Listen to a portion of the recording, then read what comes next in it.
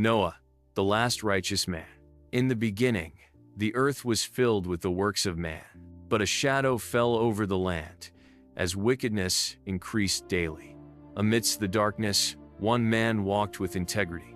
Noah was a righteous man, blameless among the people of his time. He walked faithfully with his Creator. Yet, the heart of man grew heavy with evil. The Lord saw that the wickedness of man was great on the earth, and the Lord regretted that he had made man. But Noah found favor in the eyes of the Lord. God spoke to Noah, saying, "I will destroy all flesh under heaven. You must build for yourself an ark of gopher wood." The dimensions were clear: 300 cubits long, 50 wide, 30 high. Save your household, for you alone are righteous in this generation. Noah believed God, and he began immediately. He gathered timber, measured, and shaped the massive planks. Years passed as the great vessel took shape. The neighbors watched, murmuring their disbelief. They mocked the foolish man building a boat where no water could be seen. But Noah continued, focused only on his obedience. His faith was the strongest timber in the entire structure. Finally, after decades of toil, the ark was complete. The next phase required a miracle of coordination. God sent them forth 2 by 2, male and female. All the beasts of the field obeyed the divine call. Noah stood at the door, guiding the procession. From creeping things to great beasts, they entered under his care. Even the predators walked beside the prey in perfect peace. His family joined him, witnessing the final miracle of unity. With the last creature inside, Noah secured the great wooden door. The world outside continued its clamor, unaware of the impending doom. Suddenly, the sky turned black, and the windows of heaven opened. The rain did not stop. It poured down in torrents. The fountains of the great deep began to burst forth. Inside the ark, the inhabitants listened to the gathering storm. The sounds of the world's end were muffled by the ark's thick timbers. The waters rose, submerging the highest hills. The ark began to shift, lifted by the overwhelming power of the flood. For 40 days and 40 nights, the rain did not cease. The world was cleansed. Only the ark remained afloat. The weight of survival settled upon the shoulders of Noah. Inside, the animals grew accustomed to their floating home. They lived in perfect harmony, sustained by divine providence. For a season, the ark drifted across the face of the waters. Faith meant trusting the structure beneath their feet. The memory of dry ground felt like a distant dream. But God remembered Noah and all the living things with him. The rain from the heavens ceased its relentless assault. The deep waters began to subside upon the earth. Noah sent out a raven to see if the earth was dry. The raven flew back and forth, finding no resting place. 7 days later, Noah releases a gentle white dove. The dove returned in the evening, bearing a freshly plucked olive leaf. This small sign confirmed that life was returning to the world. Noah waited another 7 days, assured of the earth's emergence. Finally, the ark came to rest upon the mountains of Ararat. The great wooden ship was motionless for the first time in months. Noah removed the covering of the ark to see the world anew. The earth was drying. The tops of the mountains were visible. He waited until the earth was completely dry before opening the door. It had been over a year since the world had stood on solid ground.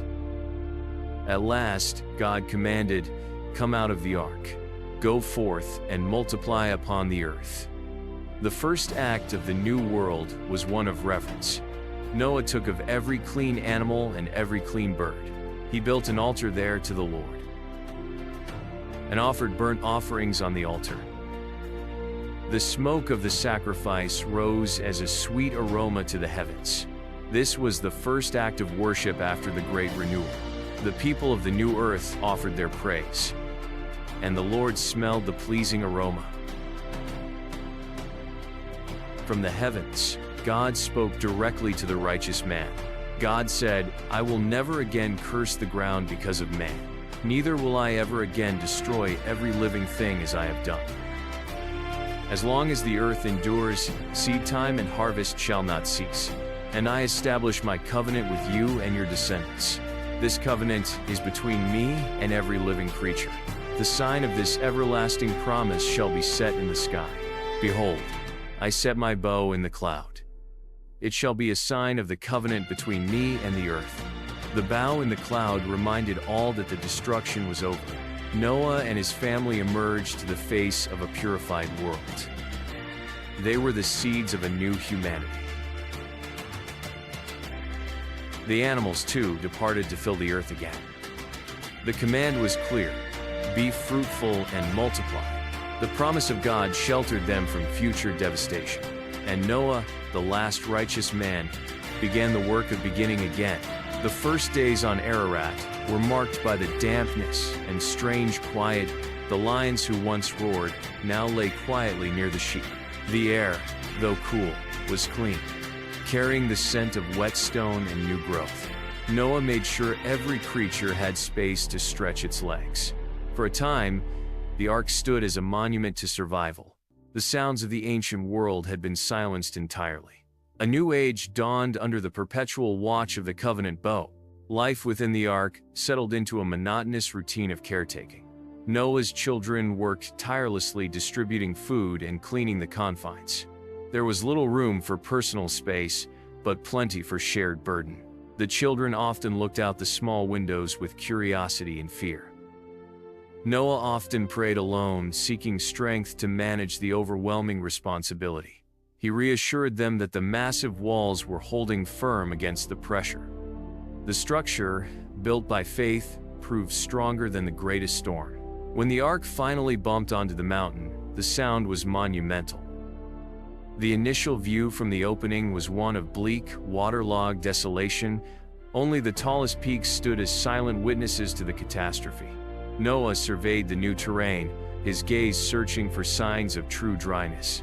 The air carried a strange, mineral scent, entirely different from the sea air. The first few days were spent just monitoring the water level's slow descent. Patience was the last lesson the flood taught before they left the vessel. The first animal to step onto the new earth was perhaps the smallest. The massive beasts exited with a slow, reverent dignity. Birds immediately took to the sky, testing the air currents. Even the predators moved cautiously, their instincts momentarily tempered. Noah watched them, knowing his stewardship was not yet finished. The pairing was complete, the potential for the world's renewal was now manifest. The memory of the ark faded slightly as the green began to return. With the immediate danger past, Noah turned to the promise of sustenance. He planted a vineyard, a symbol of future joy and harvest. The work was hard, reclaiming a world drowned and remade. His family supported him, establishing small shelters on the newly habitable land. The shadow of the ark served as a constant, silent reminder. A monument to faith, standing against the backdrop of the eternal rainbow. Life, nurtured by obedience, began its slow upward climb. Seasons turned, and the first harvest was brought in with thanksgiving. The world was greening, yet the memory of the water's depth lingered. Noah carefully tended to the animals who thrived in the open air. He taught his descendants the story of the great tribe. The ark remained as a silent witness on the mountaintop. The covenant, symbolized by the ark of color, was their constant reassurance. The righteous man had guided them through destruction to restoration. Years turned into decades, and the great timbers aged under the sun. The sealant that held back the sea began to crack and peel away. The descendants of Noah looked upon it with awe, not fear. It was no longer a vessel of travel, but a sacred monument. Noah would sometimes climb up to inspect the parts that had saved them. He remembered the terror of the deep waters vividly, but he smiled, knowing the promise held firm. The herd spread out across the fertile, newly formed plains. Prey animals instinctively sought cover, their fear slowly returning. The natural order reasserted itself, guided by instinct, not miracle. Yet, the density of life was staggering after the barren months. Noah's sons carefully managed the boundaries between the creatures. The legacy of the ark was the biodiversity that now surrounded them. Every creature was a living testament to divine preservation. The first rain shower after the flood was met with apprehension. But the sky was clear, and the rain was gentle, nourishing the soil. Noah pointed to the sky, reminding them of the everlasting promise. The rainbow appeared, soft and reassuring over the distant waterline. The children played in the mud, learning the new texture of the ground. Their world was defined by the presence of the ark and the memory of water. The fear of annihilation slowly gave way to the duty of continuation. Years later, the vineyard planted by Noah began to bear heavy fruit. The pressing and fermentation followed the ancient rhythm of agriculture. Noah tasted the resulting wine, a deep, new flavor in the world. The fruit of the earth was both sustenance and potential excess. The life that followed the flood was complex, balancing blessing with human frailty. Noah, the Savior, now faced the challenges of a new, diverse world. The memory of the flood became a foundational truth for generations. The memory of the flood became a foundational truth for generations. And the rainbow remained, God's eternal promise visible in the sky. The builders of the ark labored under skies that promised nothing but judgment. He cut the timber precisely, guided by the memory of the instructions. The neighbors shouted insults, their voices thin against the vast emptiness. But Noah only heard the silent command of his duty. The first gathering of the beasts was orchestrated by a force unseen. Pairs of creatures, strange companions, waited their turn patiently. The immense weight of the water pressing against the hull was terrifying. Noah checked the seals constantly throughout the relentless deluge. When the raven returned, its feathers were dark with dampness. The olive leaf was the most precious artifact in the world at that moment. The silence after the storm was almost louder than the chaos itself. Noah stood on the deck, allowing the new, gentle sunlight to warm him. The view of the world was monochromatic, water and rock. Building the altar was a physical act of grounding their faith.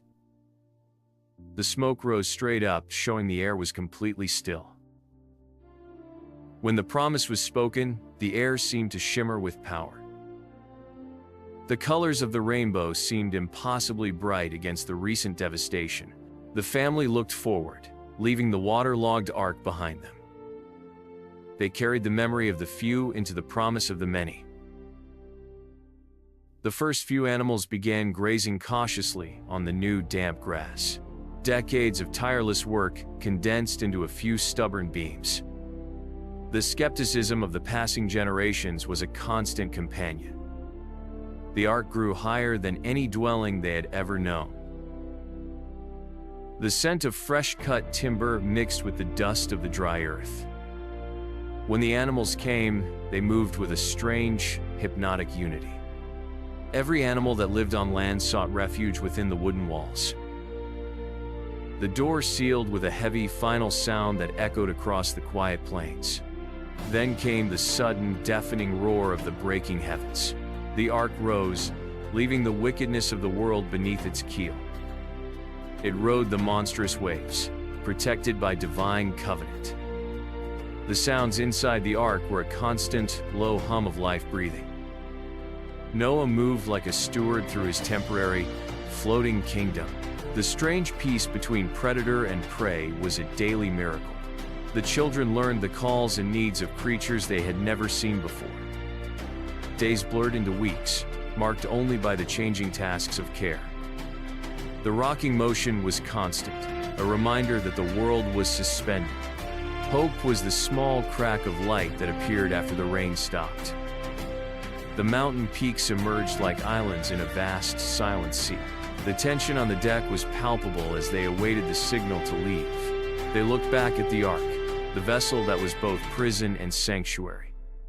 Noah went to the roof to inspect the dryness of the earth below. The first signs of new, small plants were visible far down the slopes. The command to exit was delivered with the authority of salvation. It was time to step out into the creation God had judged and renewed.